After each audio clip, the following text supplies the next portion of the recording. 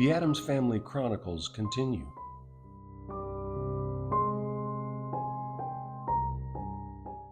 Chapter 24. Here's a cave for your dinosaurs.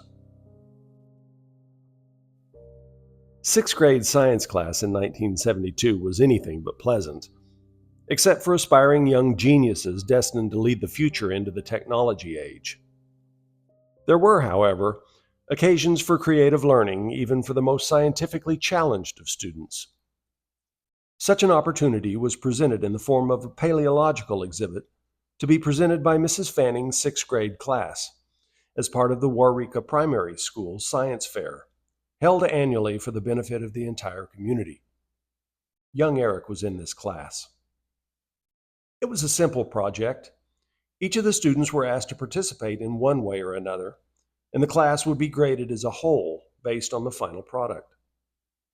It was decided that a terrarium would be used to display a scene from the Jurassic period, in the Mesozoic epoch, some 150 million years ago, when dinosaurs were plentiful and dominated the landscape.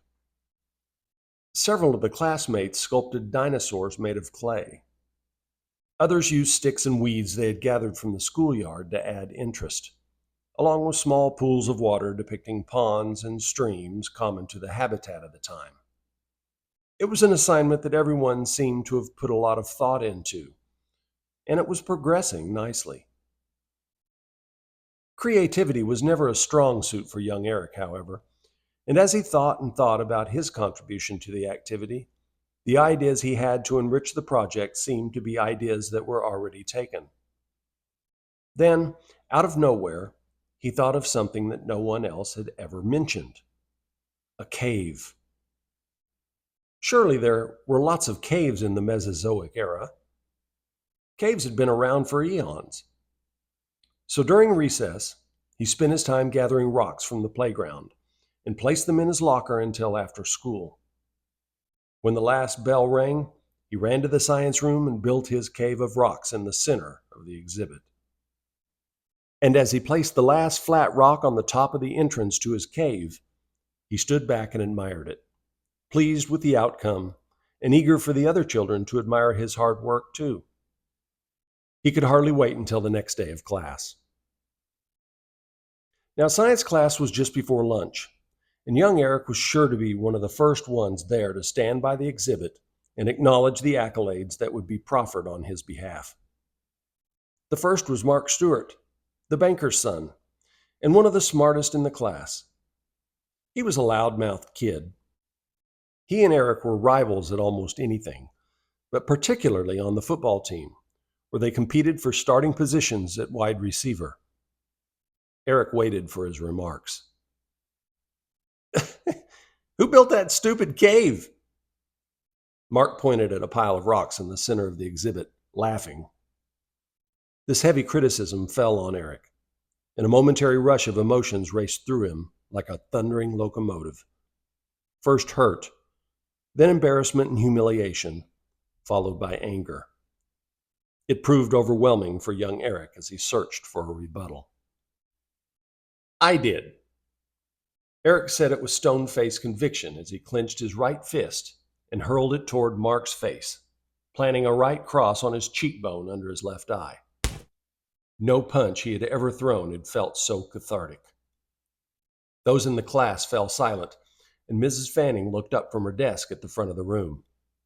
The bell sounded to start the third hour. "Eric, Mark, out in the hall now." Mrs. Fanning grabbed a wooden paddleboard from the bottom drawer of her desk as she followed the boys out of the room. She was a beast of a woman, standing 6 feet tall and 300 pounds, and she was known for her stern disposition and strict disciplinary methods. She closed the door to the classroom, and the three of them stood alone in the deserted corridor together. "Eric, why did you start a fight with Mark?" Now, Mrs. Fanning didn't mince words, especially when she held a paddle in her hand, and a true recount of the incident was the only course to follow. "He said my cave was stupid." Eric was looking over at Mark, whose left eye was now puffy and swollen as a result of the blow. "So you hit him in the eye?" That's not the way civil people deal with disagreements. Both of you, bend over, grab your ankles. The boys did as she commanded, and she proceeded to strike the boys twice each before opening the door to the classroom. Now, facing one's peers after discipline such as this is often the worst part, and as the eyes of the students followed them to their seats, Eric smirked to hide his embarrassment, as only a sixth grader might. His defiance didn't go unnoticed. "Eric, you come back out here." Mrs. Fanning had not yet closed the door to the hall, and the look on her face now bordered on fury. When the two of them were alone in the hall, she continued, "Do you think this is funny?" The smirk had been replaced by panic. "Bend over and grab your ankles." This lick was a hard one, with 300 pounds of force behind it, and it sent shock waves of sound echoing down the hallways of the entire school building. The door was opened again, but this time young Eric walked solemnly to his desk, with his chin to his chest to hide his red face from his obedient classmates. The football game that Thursday night saw the team win its fifth straight game of what would be an undefeated season. There were two players that didn't get to play that night, and they won without throwing a single pass. Mrs. Fanning would teach one more year at the school before being denied tenure. Her contract was not renewed by the superintendent of schools, who, coincidentally, was young Eric's father. Only in retrospect would young Eric question whether this was out of retribution or simply due to poor job performance. Mark would go on to be the salutatorian of his senior class before following his father's footsteps into the banking business. But best of all, the paleological exhibit presented by the sixth grade class won top honors at the annual science fair, replete with ponds, plants, clay dinosaurs, and a stupid cave.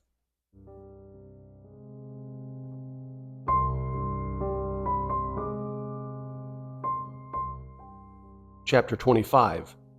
What if? Random chance plays a crucial role in our lives. Some call it luck, but it goes by many names.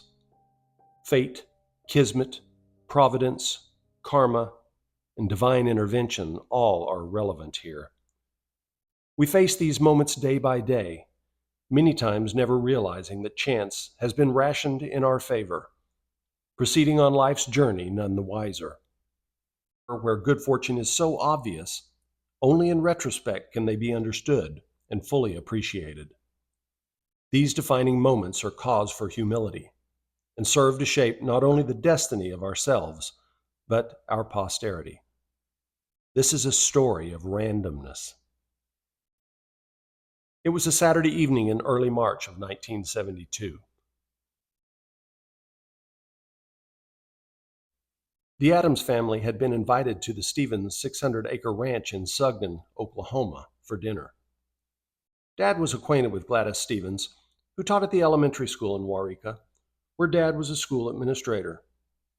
She and her husband Bill lived there with their twin children, Andy and Sandy, both of whom had graduated from high school the prior year.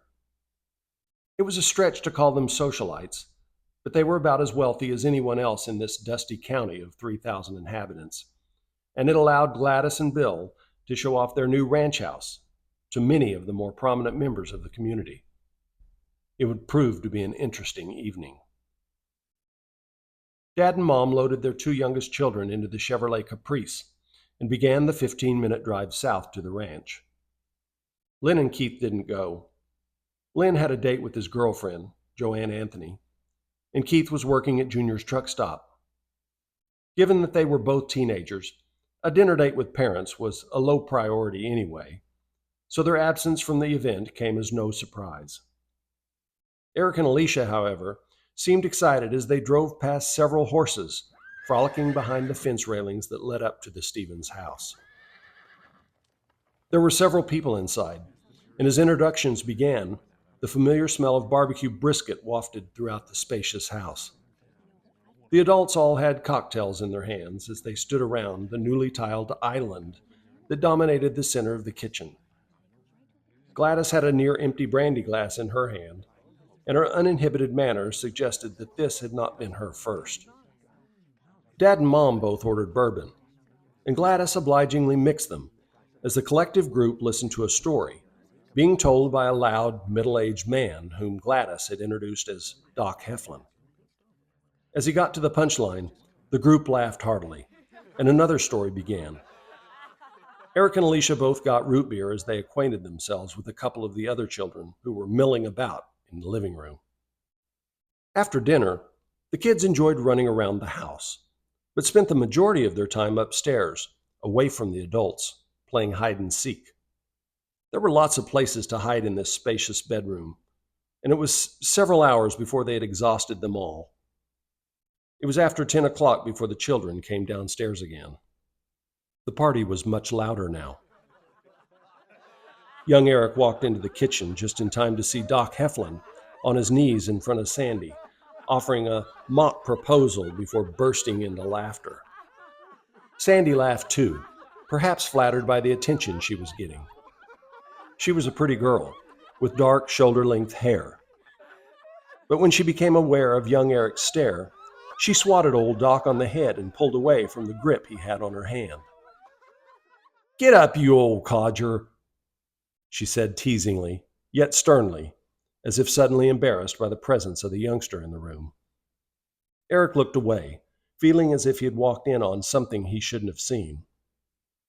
One of the parents of the other children also reacted to the awkward moment by calling her son and announcing that they should be going. Doc stumbled to his feet with the help of the tiled island counter and proceeded to straighten his greasy hair, out of breath and still laughing at his own perceived humor. He took another gulp of whiskey as the departing parent and her son readied to leave. Gladys stated that the night was still young and asked the mother to reconsider. But after she mentioned church the next morning, she and her son were out the door. Eric waved goodbye to his new friend, not knowing whether or not he'd see him again. He waved back just before the closing door separated them forever. "Okay, let's get the party going," Gladys said as she moved toward the stereo. She put on a new record and turned the volume up, almost spilling her brandy in the process. Alicia was downstairs now, too, happy to be part of the festive atmosphere. But when someone noticed the children, it was suggested that they could lay down upstairs until their parents were ready to leave. Mom agreed, and she led the two of them upstairs and put them on the bed in one of the bedrooms to nap until they were ready to go. They didn't feel tired, but it wasn't long until they were both fast asleep. It seemed but an instant for the two of them, but the next thing they knew, Mom was waking them up to leave. The kids groggily rolled out of bed, almost sleepwalking, and the three of them made their way down the carpeted stairs. The music was still playing, though most everyone had left. Eric focused on the grandfather clock in the hallway. It read 1:15. As they made their way into the living room, they saw old Doc Heflin sprawled unconscious in the recliner in the corner. Eric looked toward the couch, where Gladys was sleeping, sitting upright, with her head leaned forward and her chin buried in her chest. Her brandy glass sat loosely cradled in her limp hands that rested in her lap, still harboring at least 2 unclaimed gulps that she was unable to finish. Bill and Dad were saying goodbye as Mom bundled the children and nudged them toward the door. A cold, early morning March wind greeted them as they all stumbled out into the darkness toward the car. It was a fairly straight shot up Highway 81 to the north side of Waurika. Dad crossed the center line of the highway several times, but it didn't seem to matter since there were no other cars on the road. And as they neared their turnoff, the vehicle didn't slow a bit. Eric saw the street come and go as the vehicle continued on the highway. "Dad, you just missed the turnoff," Eric said almost questioningly. Dad didn't answer at first, possibly questioning himself, but more likely sleeping at the wheel. He answered with full conviction, as if he had everything under control. "No, it's right up here." Eric looked for support from Mom, who was sleeping in the passenger seat. Then he reiterated his statement. He had been down this road many times and knew the area well. "Dad, you passed it. We're headed toward Duncan." Dad looked around and acted a bit confused before slowing the vehicle a bit. Are you sure?" It was obvious that he had been sleeping and was completely unaware of their whereabouts at that moment. "Yes, our turnoff is behind us. You just kept going like you didn't see it." Eric was ready to give a complete account of the last few minutes when the vehicle began to slow and pulled onto the shoulder of the highway. As the vehicle slowed to a stop, he wheeled the vehicle around and headed in the opposite direction, as Eric had suggested. This time, he was much more cautious, and as they approached the turnoff, he guided the car down the narrow side street and delivered the family home safely. It had been an eventful evening for the four of them, one that they not soon would forget. A week or two went by. It was Sunday morning, March 19th, a beautiful late winter day. And as was typical, the Adams family was getting ready for church. It was 2 weeks until Easter Sunday, a day that was always fun for the Adams children. The family drove down to the Methodist church for Sunday services. As the family walked into the church, they saw Bill Martin, a local businessman and deacon at the church. "Did you hear about the fire last night in Sugden?" He continued. "Bill and Gladys Stevens' home caught fire and burned to the ground. Their boy Andy was killed. Seems most of the family got out, but when Andy didn't come out, Bill went back in to get him. He never came out. There was another couple staying with them who didn't make it out either. What a shame. You just never know, do you? Praise God that Gladys and Sandy are okay." He walked on into the church. Mom and Dad stood in stunned silence, absorbing the news. Mom's face broke for a moment before her composure returned. The four walked solemnly inside, and they prayed a lot that day. Gladys was never the same. In those precious moments during the fire, she lost her son and her husband. She lost friends, too. And she lost the future as she had planned it. It was a tragic day. And as the years passed, there have been many times when questions arise. Questions about fate and destiny and divine intervention. For the Adams family, the fire could have been a week or two earlier, forever changing their lives as well, leaving only one question unanswered. What if?